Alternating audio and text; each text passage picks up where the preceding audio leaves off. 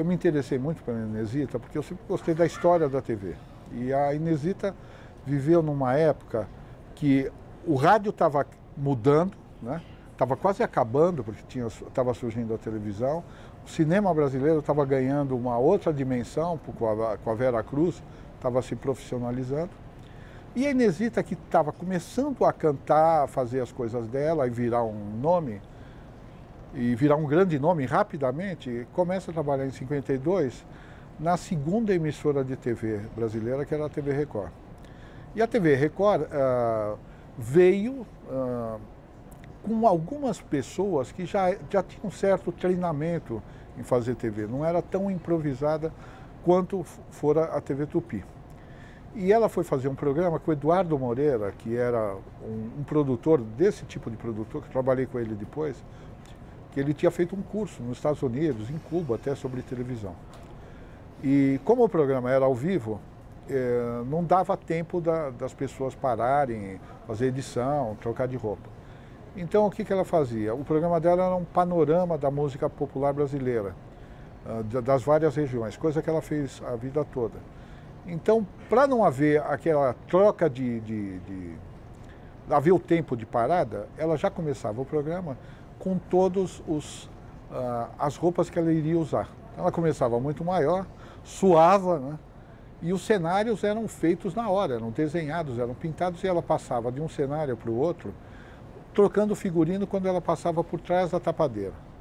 Eu não cheguei a ver isso, e ela me contou a história, que era terrível, né? Ela tinha que ser rápida, e ao mesmo tempo ela ia melhorando com o programa, porque ela ia tirando as roupas de cima e ia terminando mais solta, mais livre. E todo mundo achava que já era algum dos milagres da televisão, mas era um milagre do esforço do artista em frente da câmera de televisão. Então, esse começo na TV Record é o começo da TV ao vivo. A gente não deve esquecer que durante toda a década de 50 a TV foi ao vivo e foi preto e branco. Tudo que era feito lá as emissoras tinham 2 a 3 câmeras, 2 câmeras ficavam fazendo o programa, uma câmera escapava para garota propaganda ou para alguma outra imagem entre um programa e outro, mas as coisas aconteciam. Havia improviso o tempo todo, né? As histórias sobre o improviso na televisão dessa época são muito engraçadas, né? E agora, a Inesita já provou nesse início a artista que ela era, né? Essa artista de garra, que ela topa fazer um programa, que ela mesmo vai se sacrificar, mesmo se tiver em condições que não sejam as melhores para ela vai fazer e vai até o final, né? E esse programa era um sucesso, né? Tinha um programa musical todo dia, no mesmo horário, na TV Record, na segunda, na terça, na quarta, na quinta. Eu acho que o programa dela era na sexta, que era o grande dia. E esse programa ficou mais de um ano no ar. E ainda não era um programa ligado à música caipira, né? Ela já mostrava que ela gostava da música folclórica do Rio Grande do Sul, da Bahia, do Ceará, que ela tinha muita ligação, né? Mas ainda não era a música caipira que depois ela veio se tornar a grande madame, a grande rainha, né? A Inesita, eu sempre friso no livro esse lado batalhador dela.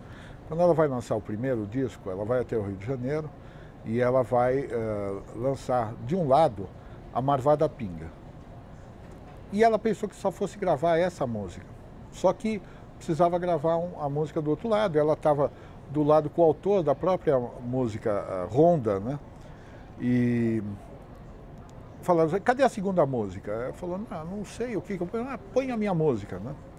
E aí ela gravou Ronda. Então você tinha de um lado uma música caipira e do outro lado um samba. Nessa mesma época, nesse mesmo dia, quando acabou a gravação, ela foi convidada para conhecer o pessoal da Mangueira, né? O pessoal tradicional da Mangueira. Ela subiu no morro, foi lá, falou, isso, paulista, né, não vai cantar samba e tal. E ela subiu e começou a cantar e cantava as músicas que ainda havia de escola de samba, que estava começando, e as músicas do Noel Rosa, que ela gostava muito do Noel. E a coisa que era para ser 2 ou 3 músicas, varou a noite.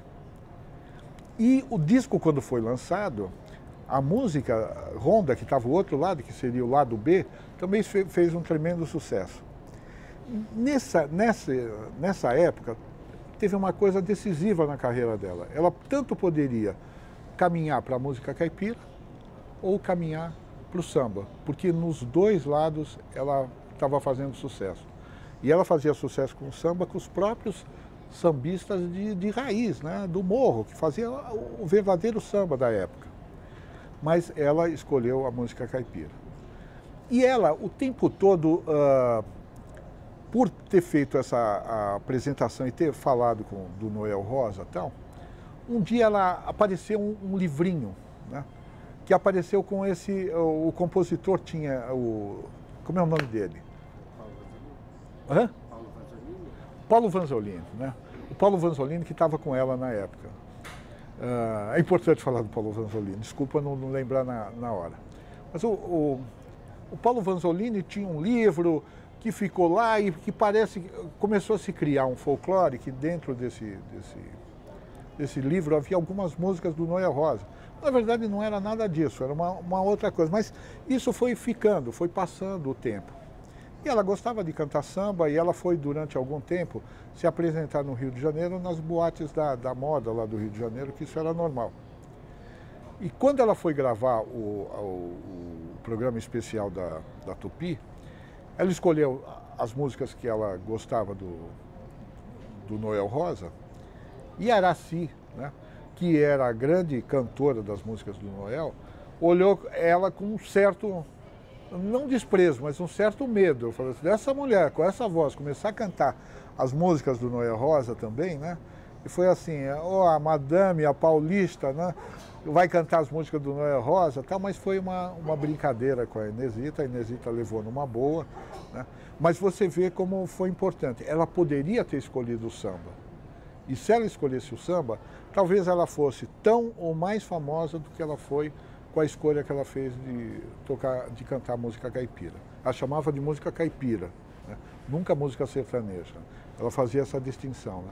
Música sertaneja é a música que é de sertão, né? É a música do Nordeste, é a música de lá do sertão. A música caipira é outra coisa, é dessa região de São Paulo, Minas, Goiás, Mato Grosso. É uma música que tem características próprias e tem uma história própria. O Viola Minha Viola era um programa que já tinha estreado na TV Cultura, mas ainda era um programa de estúdio, não era um programa como ele se tornou, né, sendo gravado no Teatro Franco Zampari, com público, e era apresentado, um dos apresentadores era o Moraes Sarmento. O Moraes Sarmento era um grande radialista da época, famosíssimo, ele tinha um programa de rádio muito bom, e era também, como a Inesita, um defensor da música brasileira, né? O programa dele na rádio só tocava a música brasileira, né? Ele falava da história da música brasileira. E na hora que ele foi fazer, a Inesita entrou para o programa, ela entrou já quando o programa passa para o Teatro Franco Zampari e se torna um programa de auditório. Então, muda, o programa não era mais um apresentador chamando atrações, né? Era um apresentador que participava do programa cantando com as atrações e sendo ele mesmo uma atração. O Moraes Sarmento não era um cantor, mas a Inesita era, né? Então a Inesita começou a abrir o programa e ir até o final, e isso deu uma outra cara para o programa, e o programa começou a ter um público tão habitual e tão fanático, né? Eu acompanhei, fui pegar o Viola Minha Viola um pouco mais para frente, que eu fui chefe dos musicais lá na TV Cultura. Então era uma briga para discutir que não havia ingresso para o Viola Minha Viola, porque todo mundo queria assistir e vinha pedido de tudo quanto é lugar. Quer dizer, é sempre aquele programa de sucesso. O programa era gravado à noite e as pessoas já estavam desde manhã, às 6 horas da manhã, na Avenida Tiradentes, para entrar. Então esse primeiro programa, só para restringir a essa estreia, a estreia foi o máximo do programa porque ele falava de uma música que tem um público amplo, né? Todos nós temos um pé no interior, né? Todos nós ouvimos, alguém ouviu da família, principalmente naquela época, alguma música que veio do interior, e agora estava lá no programa representado por uma cantora, uma estudiosa dessa música caipira, e de uma violeira, né? Que ela tocava a viola também. Então o programa teve tudo para fazer sucesso, em pouco tempo ele era um grande sucesso. Um pouco mais adiante, isso foi em 1980, em 89 a TV Cultura decidiu fazer um programa que chamava A Cidade Faz o Show. Se resolveu colocar na programação da cultura aos domingos uma programação voltada para o interior. A gente viu que o grande público da cultura estava no interior, né, não estava nas outras capitais. Vamos fazer um programa voltado para São Paulo. Então, estreou no 12 de outubro, eu acho que de 1988 ou 89, esse conjunto de programas que era o Projeto Cultura Paulista, que começava com a Missa de Aparecida às 8 horas da manhã. Às 9 horas entrava o Viola Minha Viola, que tinha sido gravado na semana anterior numa cidade do interior. Depois entrava A Cidade Faz o Show, que era o programa gravado nessa cidade. E depois entrava o campeonato de várzea, o campeonato do interior, da segunda divisão do interior, ia até às 11 horas. Então, das 8 às 11 horas, a gente só falava do interior. Esse programa durou 3 anos, foi um baita sucesso. A gente foi para 100 cidades do interior paulista. Esse é um grande documento dessas cidades. Eu fiz vários desses programas, acompanhei vários desses programas. E a Inesita parava as cidades. Quer dizer, a Inesita era o nosso cartão de visita para poder fazer o programa na cidade. A Inesita vai fazer o Viola lá. Então, a cidade parava no domingo, literalmente parava. Eram shows para 10 mil pessoas, enchiam a praça. E a Inesita acordava, não gostava de acordar muito cedo, né? Mas ela acordava cedo, tomava o cafezinho dela, ia na Tenda dos Milagres, que ela chamava a maquiagem de Tenda dos Milagres, né? Ela estava mais ou menos, se olhava a cara dela, estava um pouco cansada da viagem, às vezes era uma cidade que ficava a 500 quilômetros de São Paulo, né? Aparecia o Mirabelli, o assistente de estúdio, e falava: Inesita, vai começar. O programa era gravado ao vivo. Ela levantava da cadeira, parecia que começava a brilhar, falava: vamos! E ia, e aí o programa saía de uma vez. Ela ganhava uma força. Era uma coisa quase mística, né? A força que ela tinha, o carisma que ela tinha com as pessoas e a força que ela tinha para gravar e fazer cada um desses programas. Nunca reclamou de: viajei a noite toda, cheguei, o programa vai ser agora, né? Então, nessa daí eu comecei a constatar o sucesso e a fama que a Inesita tinha em todo o interior, né? Vinham caravanas de outras cidades para. Ela depois voltou e continuou fazendo o programa no Teatro Franco Zampari, depois sozinha. E, na verdade, os 200 lugares do Teatro Franco Zampari eram pequenos para ela. Aquele programa poderia ser feito em lugares mais amplos, né, que tivesse um público maior. Até hoje, o programa, e até pouco tempo, antes da morte da Inesita, que ela não estava fazendo diretamente o programa, ela gravava as cabeças, fazia alguma coisa depois, era uma montagem e tal, o público continuava fiel. E eu acredito que nos dias de gravação, mesmo que não haja agora, ainda se você passar na Avenida Tiradentes, você vai ver algumas pessoas lá esperando o programa da Inesita. Quando eu comecei a escrever o livro sobre a Inesita, eu perguntava: bom, e o público? Então ela falou: o público é tudo, né? E eles me dão, né, o retorno daquilo lá. Eu trago uma dupla diferente, vai alguém cantar e eu sei na hora como que está sendo como vai ser o resultado no ar pela própria reação do público que está lá na plateia. Esse público que está na plateia, ele fala, estou gostando, mas não estou gostando, sabe? Tem umas pessoas que se tornaram personagens, né? Tem um sujeito que senta numa cadeira, ele sempre foi o primeiro a sentar, a chegar na fila, ele estava lá desde manhã, e um dia ele chegou atrasado, teve algum problema de saúde, e quando ele entrou ele falou: esse lugar é meu. Aí o outro falou: como seu, né? Aqui não tem lugar, né? Esse lugar é meu. E aí, só sei que essa história folclórica acabou chegando numa reunião de direção lá na TV Cultura. Não, mas tem um que nunca faltou, ele está lá, né? Ele falou que o lugar é dele. Então foi aprovado: bom, o lugar é dele, deixa lá. Ele não... Então ele tinha o lugar dele, né? Então tinha os casais, as pessoas que brincavam e que dançavam durante o programa. e que você sabe, né, tanto para o músico como para o ator, né, que está lá no palco, ele depende da reação da plateia. Né? A plateia que faz ele fazer uma grande apresentação, e no caso da Inesita, ela tinha lá as pessoas que acompanhavam.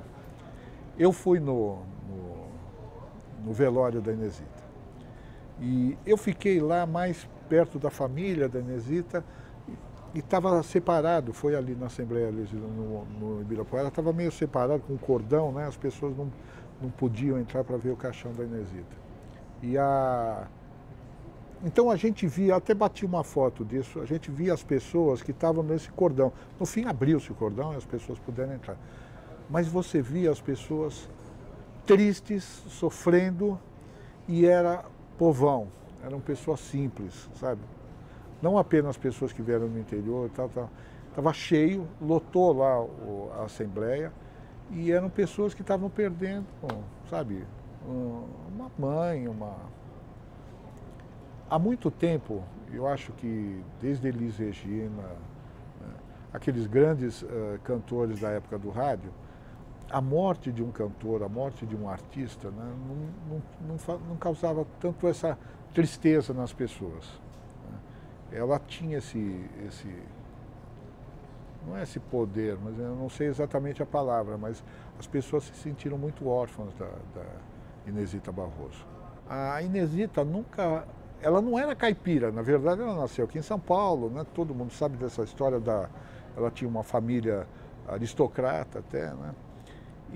Mas ela ia para o interior e ela fugia, de manhã ela ia andar a cavalo e tal, e à tarde ela se escondia e ia ver os peões tocarem a música de viola, que é uma tradição, eu não sei se ainda existe no interior, mas é uma coisa que foi muito forte.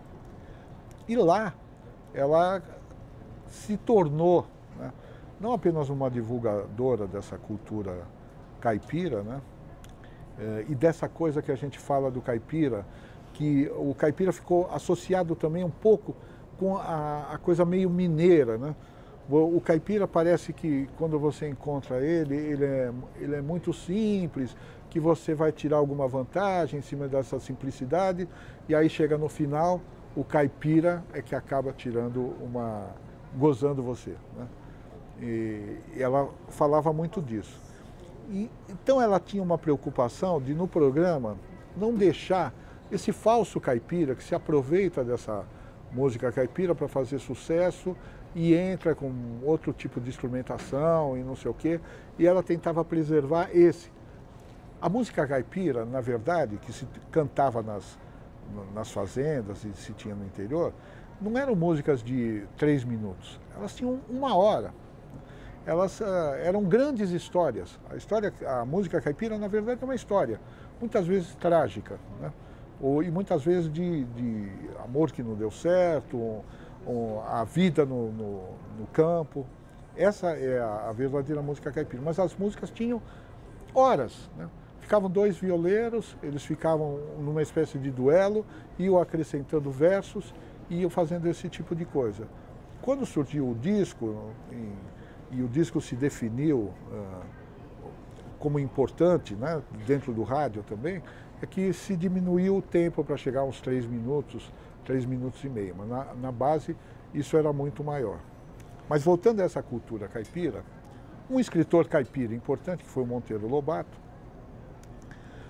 uma vez escreveu um pequeno livrinho, é uma peça publicitária, talvez é um livro muito importante, contando a história para um laboratório que ele trabalhava, que ele trabalhou, ele tinha alguma ligação, que era o laboratório Montoura, né? Se não me engano, do Biotônico Fontoura. Montoura não, Fontoura, né? E tinha um problema, né, do caipira, que ele não tomava as vacinas, tal, então ele tinha algumas doenças, tal, não me lembro exatamente qual. E ele tinha que tomar vacina, ele tinha que cuidar da limpeza, da higienização. Então esse livro todo foi escrito para mostrar que o caipira tinha que tomar algumas precauções com relação à casa, tal. E o livro é a história do Jeca Tatu. E a Inesita achava o seguinte: olha, isso foi até importante para a história da história da cultura caipira, mas ao mesmo tempo criou um certo preconceito em cima, né? O caipira virou o Jeca Tatu. Quando, na verdade, isso não era a intenção do Monteiro Lobato, né? Nem era isso, o livro não estava mostrando exatamente isso, mas acabou criando isso, mas que com o tempo se desfez novamente. E o programa dela sempre foi uma forma de mostrar que essa cultura caipira trouxe muita coisa para a gente. É uma frase que ela falava e uma história que ela me contou era o seguinte: os novos cantores dessa outra música caipira, que é a caipira mais comercial, falavam assim, não, a gente se inspira em vocês para fazer coisa, mas agora a gente faz uma coisa moderna. Vocês fazem uma coisa moderna. Mas se vocês matarem a raiz, né, não vai existir mais nada para vocês fazerem. E a raiz somos nós. A raiz são esse pessoal do interior que faz essa música, que começou com essa simplicidade fazendo essa música caipira, né? Lá na Cultura eu fiz um outro programa que chamava São Paulo Rural. Era um programa que ia para fazendas e mostrava técnicas de plantação, mostrava receitas que as pessoas faziam com sobra de beterraba, de batata e não sei o que, tal. E um dia, a gente não tinha uma pesquisa rica nessa época, né? Isso foi no começo da década de 80, eu resolvi vamos fazer uma espécie de sorteio para as pessoas mandarem uma carta, para a gente saber o que eles gostam do programa, o que eles sentem e tal.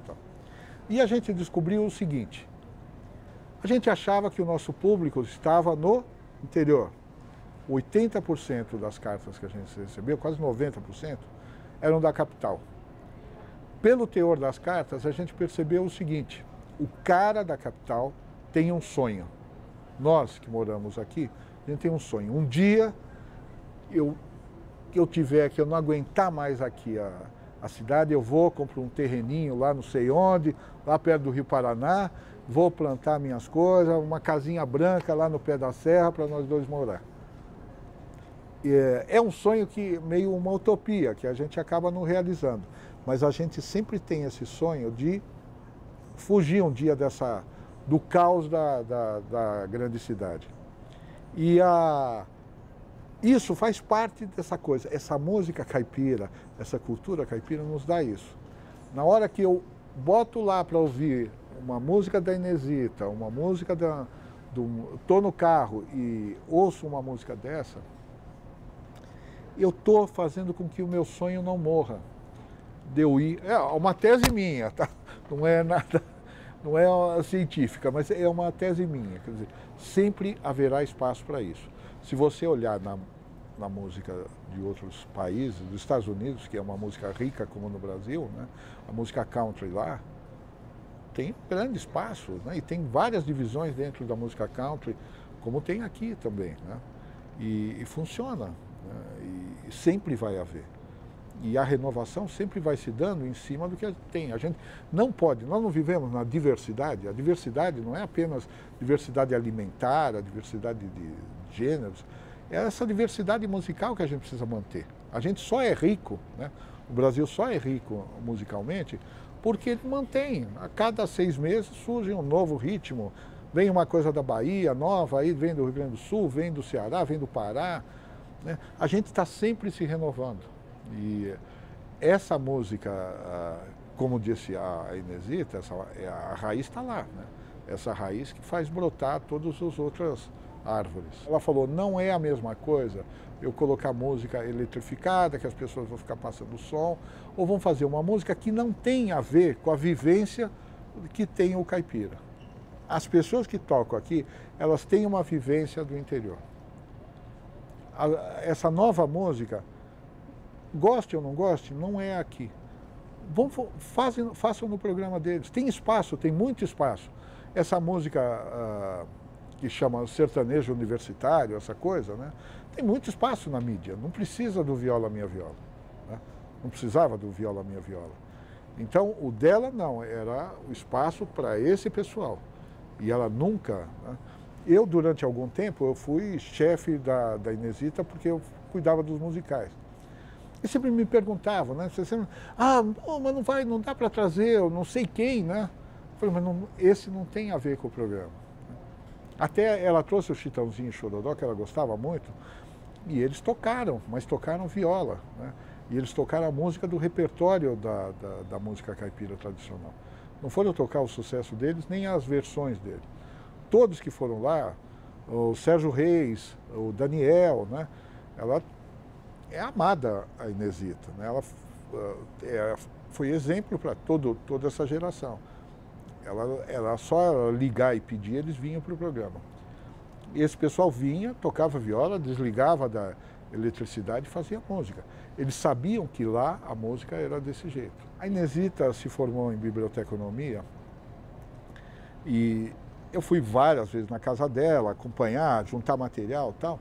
Ela tinha muito organizado todas as partituras de todas as músicas que ela cantou. Isto era muito bem organizado. Ela tinha tudo.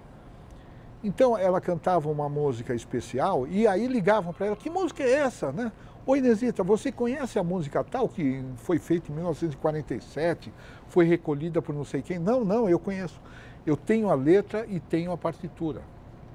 Então muita gente ia pedir para a Inesita, não dá para você passar a partitura, que a gente nem sabe mais como é, já ouviu falar dessa música, né?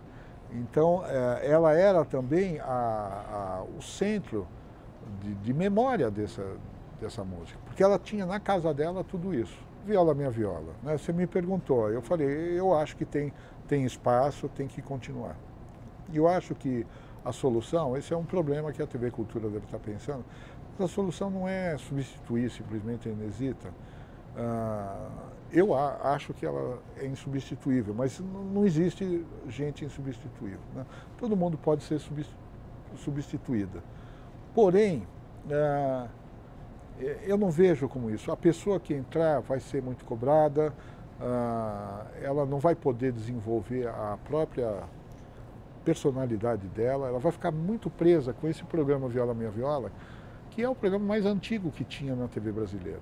Então, na verdade, tem que se criar um programa, minha opinião, tem que se criar um programa de música caipira, de música de raiz, né, como o que a Inesita fazia, dar um novo nome, começar.